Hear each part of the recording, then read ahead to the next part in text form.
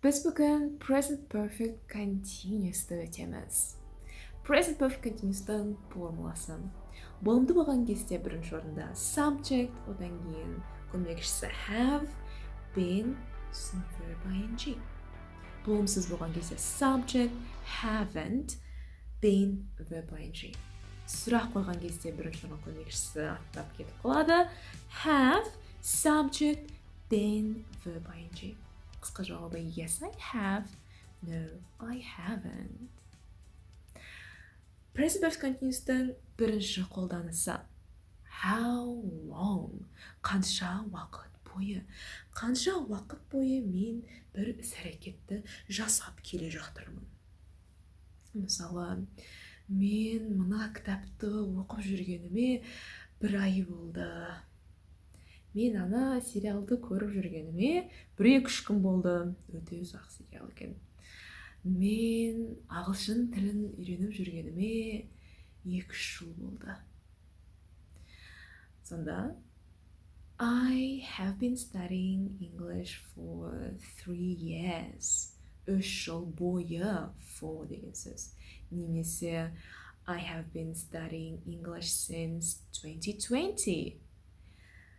20-20 жылдан бері since деген сөз. Since десеңіз болады, немесе for десеңіз болады. Екеуі де how long дегенге жауап береді. Мынанша уақыт бойы жасап келе жатырмын. I have been reading this book for a month. I've been watching this TV show for days. Or since Monday. Осы ережеге қайшы келетін жайттар бар. Оның біріншісі, біз айтқан мәлімет осы шаққа қатысты болу керек. Өткен шаққа емес, осы шаққа. Ол не дегеніміз? Мысалы, мен бұрын Қытай тілін үйренгем, универде. Мен оны үйренгем 4 жыл бойы, одан кейін тастап кеттім. Болды, мен оны әлі де үйреніп жүрген жоқпын. Сол кезде мен past simple'ды қолданам. How long дегенге жарасса да, мынанша жыл бойы оны оқығам деп айтсам да, past simple'ды қолданам. Өйткені ол осы шаққа қатысы жоқ, өтіп кеткен, болып кеткен жайт. Мен оны қазір әлі де үйреніп атқан жоқпын. Present Perfect Continuous болғандықтан present осы шаққа қатысы болу керек. Сонда мен айтам, I studied Chinese for 4 years. Бірақ ағылшынды мен әлі үйреніп жатырмын. I've been studying English since 2013.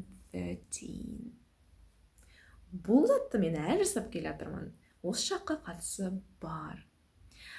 I read my first book for a year. 1 жыл бойы оқығам, ең бірінші оқыған кітабымды.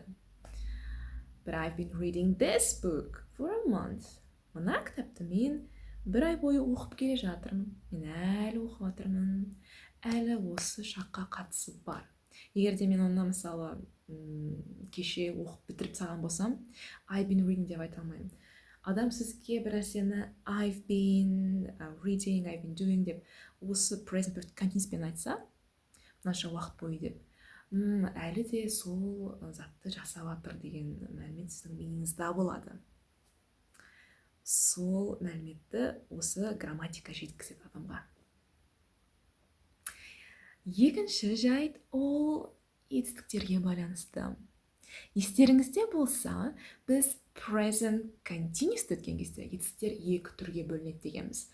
Action verbs, non-action verbs. Бұны түсінген өте маңызды дегенбіз, өйткені бүткіл continuous шақтарға қатысы бар дегенбіз. Міне осы сәт келді. Естеріңізде болса, action verbs дегеніміз ол көзге көрінетін істер дегенбіз, jump, eat, ал non-action деген ол көбінесе сезімдер көзге көрінбейді дегенбіз, Қайсысын біз continuous'та қолданбаймыз дедік?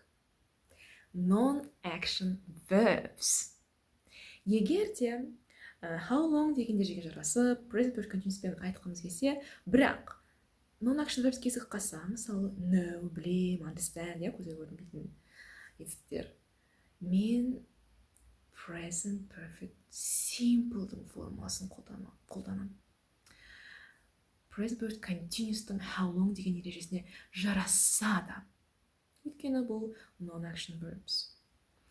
Present continuous'та біз present simple'дың формуласын қарызға алғанбыз, жақын тұрған көршісінен. Осы жолы сондықтан біз present perfect simple'дан аламыз формуланы қарызға.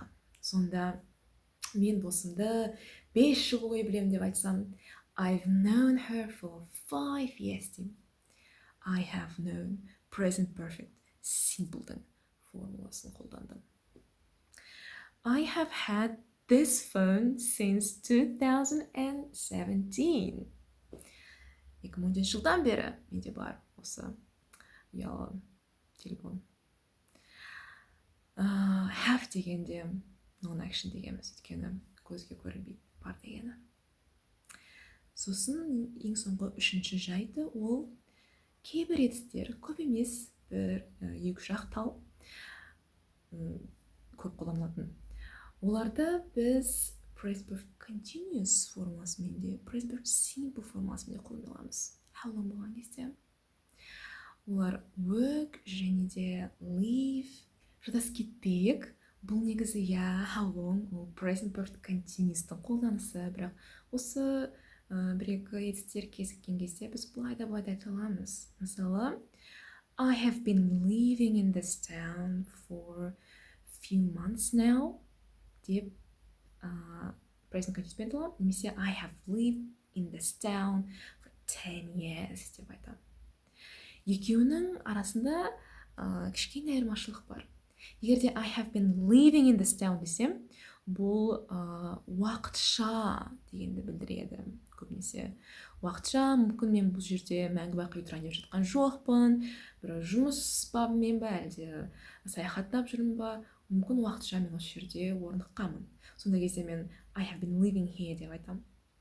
I have lived in this town, in this city, village for 10-20 years десем, ол тұрақтылықты білдіреді. Мен осында қалмақпын, осыншама жылдар бойы тұрып келе жатырмын дегенді білдіреді. Сол сияқты work дегенде мен мына мұғалім болып жұмыс істеп келатқаныма мынанша жыл болды деген кезде I have worked as a teacher since 2016 деп айтамын. Мүмкін мен бір басқа жұмыс алдым, ол жерде қысқа уақыт бойы жұмыс істейтін шығармын, немесе енді ғана бастадым, онда кезде мен I've been working as a teacher for a few days деп айтуым мүмкін. Осындай кішкене айырмашылықтар. Енді present perfect continuous'тың екінші қолданысына мән берейік. Ол кішкене бір түрлі. Біз айтқанбыз, етістіктің қашан болғаны бізге қызықты past simple'дан. Етістіктің нәтижесі бізге қызықты present perfect simple'да дегенбіз, Ал енді осы жолы present perfect continuous'та бізге етістіктің өзі қызықты. Етістіктің өзінің барысы қызықты. Сонда, егерде сіз бір іс-әрекеттің салдарын, салдарын көрсеңіз, естіп қалсаңыз, мұрныңызбен сезіп қалдыңыз, одан кейін білгіңіз келеді. Осы салдарға қандай іс-әрекет алып келді? Іс-әрекеттің өзі қызықты. Ол қалай? Мысалы, сіз досыңызды көресіз кітапханада, түрі әбіршіп кеткен, чаршап, көздері қып-қызыл, қиналып отқан сияқты. Сонда сіз келесіз, сұрауыңыз мүмкін. Hey, have you been studying the whole day? Деп сұрайсыз. Have you been studying for hours? Мынанша уақыт бойы сабақ оқығансың ба не? Күн бойы оқып жатсың ба не сабақты? Деп сұрауымыз мүмкін. Сонда сіз бір іс-әрекеттің салдарын көрдіңіз. Оның көздері қып-қызыл, быт-шыт болып кеткен түрі әбіржіп, салдарын көрдіңіз, Сосын сұрап жатырсыз. Іс-әрекет қызықты. Қандай іс-әрекет? Осындай салдарға алып келді. Have you been studying for hours. Сонда досыңыз жауап беруі мүмкін. No, I haven't.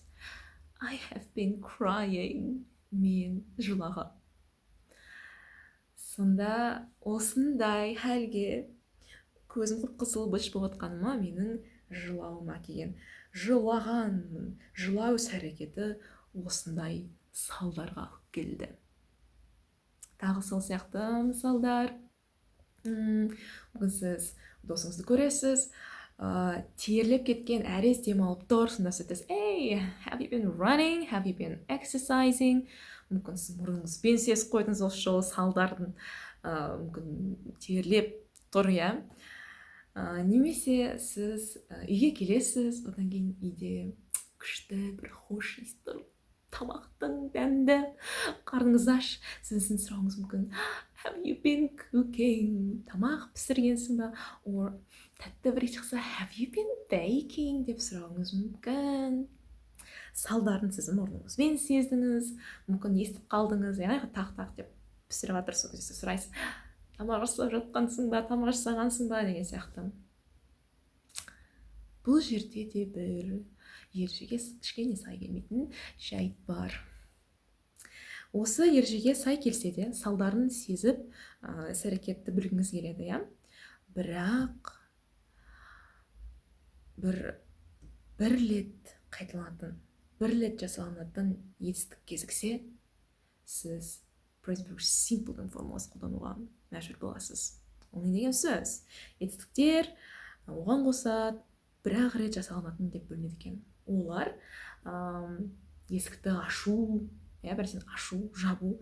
Сіз бәленбай уақыт бойы ашып жатпайсыз, жауып жатпайсыз. Оны біз бір-ақ рет бүйтіп ашамыз, немесе жабамыз, 10 сағат бойы ашып жаттым деп айтпаймыз.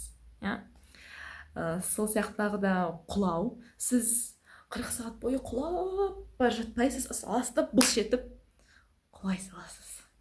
Сол сияқты мүмкін тебу, бір нәрсені ұрып қалу, бір рет жасалынатын, бір рет қайталанатын етістіктер деп айтамыз. Сондай етістіктер кезіккен кезде, осы ережеге сай болса да, салдарын сезіп, іс-әрекетті білгіңіз келеді, немесе айтқыңыз келеді, соған жарасып тұрса да, бірақ present perfect simple'дың формуласын қолданасыз. Мысалы, столға шықтыңыз, байқап қалдыңыз, көршінің терезесі сынып қапты, шалып қапты. Сонда сіз балаларды көресіз, доп ойнап жүр, сіз сұрауыңыз мүмкін, hey, have you been playing football? Доп ойнағансыңдар ма? Доп ойнау етістігі, ойнау деген, ол ұзақ бола бере алады. Сондықтан present perfect continuous сұрап отырмын. Мүмкін тағы да былай сұрағым келетін шығар. Hey, have you kicked the ball? Допты тепкенсің ме? Деген сияқты. Ал тебу ол бір-ақ қайталанады. 40 сағат бойы тебілмейді, бір рет бам дейді, бір рет тебіледі, қысқа бір рет жасалынады. Сол кезде сынып қалған ғой. Сол кезде мен present perfect simple'ды қолдандым. Байқасаңыздар, осы ережелерге қайшы келетін кейбір жайттар өте көп, Егер де осыны дұрыс түсінбеген болсаңыздар, мүмкін мүлдем білмеген болсаңыздар, present perfect continuous'тың қолданысы, бірақ present perfect simple қолданып тұр, past simple'да сонда бәрі қолданыла береді ма? Не болсын да бұл, не болды ол present perfect continuous деген, present perfect simple дегенше бәрі шатасып, миыңызда бұлғып кетуі мүмкін. Сондықтан осы жайттарды ережеге қайшы келетін білген өте маңызды. Білім сіздің қаруыңыз, сіздің жабдықтарыңыз. Түсініксіз кезде түсініп бәрі ашық болып кететін. Сондықтан жақсы жаттап алыңыздар, жақсы ұғынып алыңыздар. Енді present perfect continuous'тың ең соңғы үшінші қолданысына мән берейік. Ол оңай. Ол lately. Соңғы кездерде мен не бітіріп жүрмін? Соңғы кездерде мен кітап оқып жүрмін біраз. I've been reading a lot lately. Or I haven't been exercising lately. Соңғы кездерде жаттығып жүрген жоқпын. Or I've been eating healthy food. I've been going out. I've been walking a lot. Соңғы кездерде. What have you been doing lately? What have you been up to lately? Деп сұрай аласыз. Соңғы кездерде не бітіріп жүрсіз? Мінекей, бұл present perfect continuous. Енді осының болмасын жаттап алыңыздар, сөйлемдер құрастырып, кішкене ойнап көріңіз осы ережемен. Бір нәрсе көрген кезде, естіген кезде ағылшынша, оқыған кезде осы ережені байқап қалып, мән беруге тырысыңыздар. Енді ағылшын тілі кішкене түсініктірек болды деген үміттемін. Іске сәт, мен сіздерді келесі сабақта көремін. See ya! Bye!